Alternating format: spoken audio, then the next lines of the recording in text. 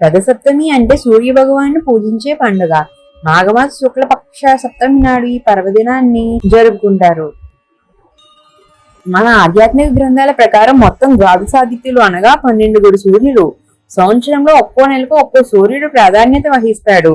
ఆ నెలల్లో సూర్యుడి తీక్షతను బట్టి 12 పేర్లు వచ్చాయని చెబుతారు. స్నానం చేసేటప్పుడు చదవవలసిన శ్లోకాలు: నమస్తే రుద్ర రూపాయ రసానం పతియే నమః, అరుణాయ నమస్తేస్తు హరివాసు నమోస్తుతే, యద్ది జన్మ కృతం పాపం మయా జన్మ సుసప్తసు, తన్మే రోగం చ శోకం చ మాకరీ హంతు సప్తమి, ఏద జన్మ కృతం పాపం యజ్జన్మాంత రాజితం, మనోవాక్కాయజం యచ్చ జ్ఞాత జ్ఞాతే చయే పునః ఇది సప్త విధం పాపం స్నానేన సప్త సప్తికే సప్త వ్యాధి సమాయుక్తం హరమాకరి సప్తమి అని చదువుకుని 7 తెల్ల జిల్లేడాకులు కానీ చిక్కుడాకులు కానీ తలపైన ఉంచుకుని తెల్లవారుజామునే స్నానం చేయాలి. ఈ రోజు స్నానం చేసేటప్పుడు సూర్యనారాయణ మనసారా ధ్యానించి తలపై జిల్లేడాకులు రేగాకులు పెట్టుకుని స్నానం చేయాలని ధర్మశాస్త్రం చెబుతుంది.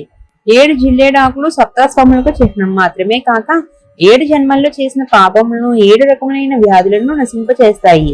ఈ రోజు ఉపవాసం ఉండి సూర్య సంబంధమగు రథోత్సవాది కార్యక్రమంలో కాలక్షేపం చేయాలి. వీటిలో రథసప్తమి వ్రతమిచ్చే సూర్య భగవానుని అనుగ్రహంచే ఆరోగ్యాది సకల సంపదలు పొందుతారని పురాణ ప్రబోధము.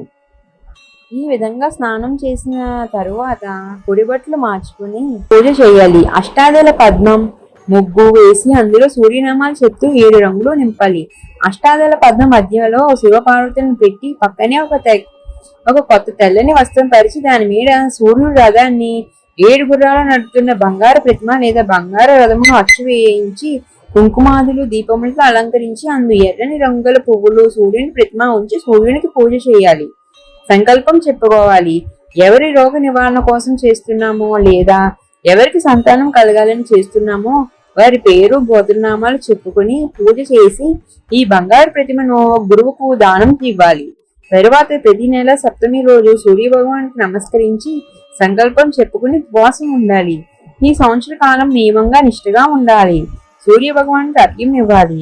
ఇలా శక్తి ఆసక్తి కలిగిన వారు చేసించో వారికి సూర్య భగవాన్ అనుగ్రహం తప్పక కలుగుతుంది. ఓం శ్రీ సూర్యనారాయణాయ నమో నమః.